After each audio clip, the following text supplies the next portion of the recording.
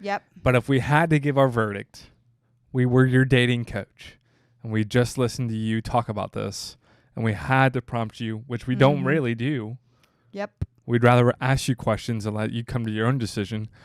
This is what we would say. So number one, this one is a little personal, isn't it? Oh, it is. Give it to us. Give it to us or you? Give it to me. Okay. Shoot. Okay. Well, there's a big age gap. And we'll go by the rule of thumb, which is divide your age by 2 and add 7. Is that the number? I've never heard this before in my Whoa, life. you've never heard this rule of thumb? Nope. For age limits, the rule of thumb I always heard was divide your age by 2 and then add 7. Okay, interesting. So are you at liberty to give your age on this? Yeah, I'm 34. Okay. Whoa, I love it. No shame. No. So this would say 34 divided by 2. Is 17. Way to go. Plus 7 is 25 is the minimum. Yeah. So that's interesting. I want to just back up and say, is a age gap overall a red flag? Let's say of 5 years, around 5 years or more.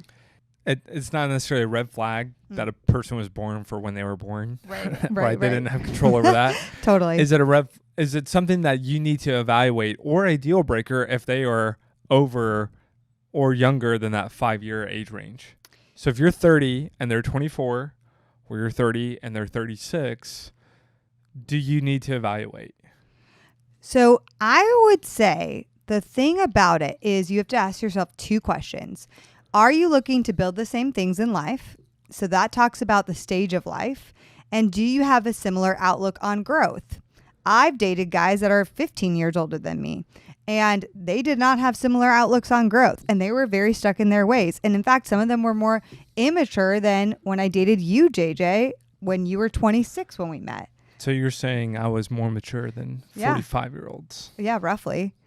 Thank you. And so I think it's like, instead of thinking about their age in terms of the number, it's important to think of their age in terms of life experience and their posture to growth, as well as if you are looking for a similar stage in life. So let's say I am 30 and I'm considering dating somebody who's 22, 23.